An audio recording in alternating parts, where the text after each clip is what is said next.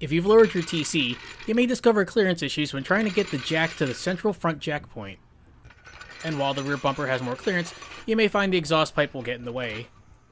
The easiest solution was for me to pick up 4 low-profile ramps to raise the car 2.5 inches. I actually ordered these prior to lowering my TC.